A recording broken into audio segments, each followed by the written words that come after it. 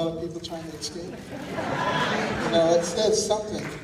And it was a place of dreams for my mother. My mother came from a very large rural family in Tennessee and was shuffled from home to home.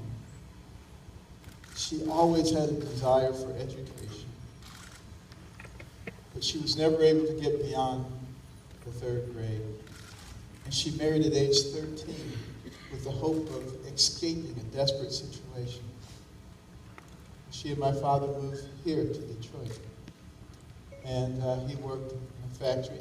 In fact, I remember one Christmas being right here in this auditorium, sitting right over there with, for GM employees. They had a Christmas program for the kids.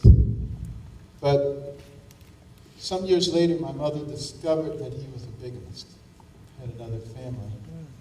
And of course, that occasioned the divorce. And you know, she only had a 3rd grade education, and consequently, we were thrown into a situation of dire poverty.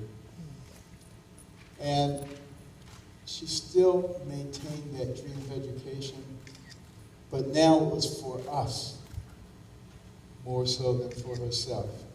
We moved in with her older sister and brother-in-law in Boston. Typical tenement, large multi-family dwelling, boarded up windows and doors, sirens, gangs, murders. Both of our older cousins, who we adored, were killed. I remember when our favorite drug dealer was killed. Getting Boston bound as he drove a blue Cadillac. You know, they used to bring us candy, so we liked to see the drug dealers.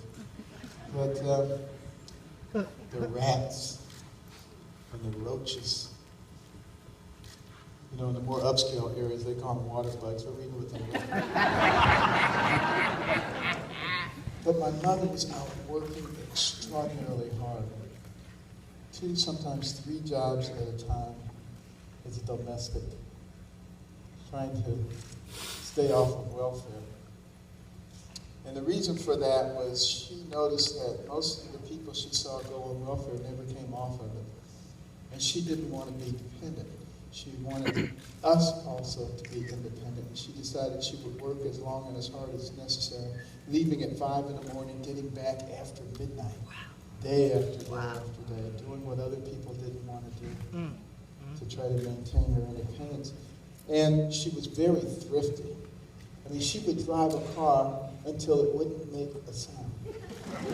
Then she would go and collect all of her dimes and nickels and quarters and buy a new car. And people would say, how does that woman afford